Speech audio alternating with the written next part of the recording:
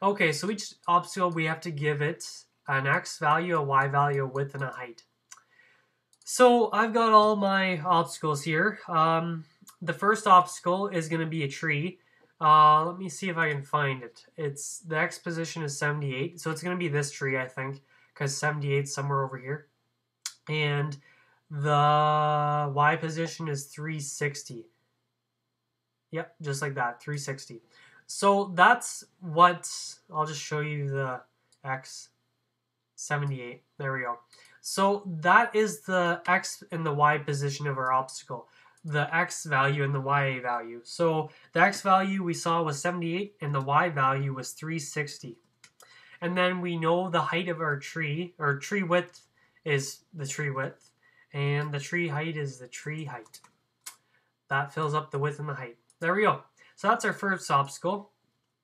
Our next one, you guys can probably understand, you guys get that the blue lines, the x and the y, are the values that we put in for the first two parameters.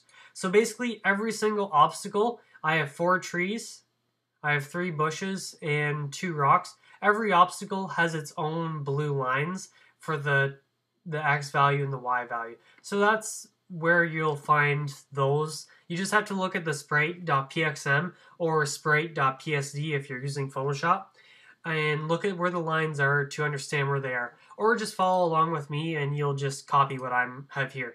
So the new obstacle for this one, this is another tree. 390 is the x. 395 is the y. And then tree width, tree height. Another obstacle is 415 x, 102 y, tree width, and tree height, just like that. This is our final tree. 619 is the x, 184 is the y, and of course I'm going to be lazy and just take and copy that, even though it's probably slower. Okay, so tree width, tree height. Next up we have our rock. So our first rock is 97x and 63y, and we have rock dimensions for both, because that is the width and that's the height, same number.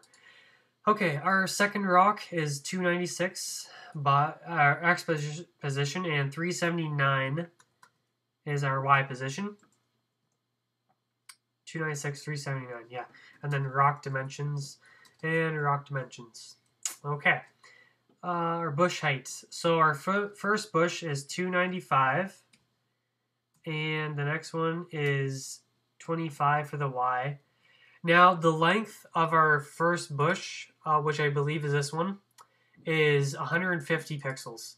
So I'm just going to put in the number, actually, 150 for the width of this bush.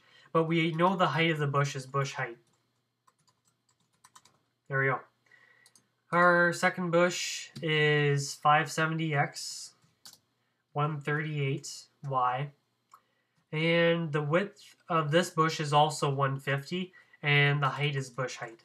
So that is referring to this bush right here, I believe. Whoops, 138, I think I had it at. Yeah, 138. There we go. And our final obstacle is the last bush, which is at 605x.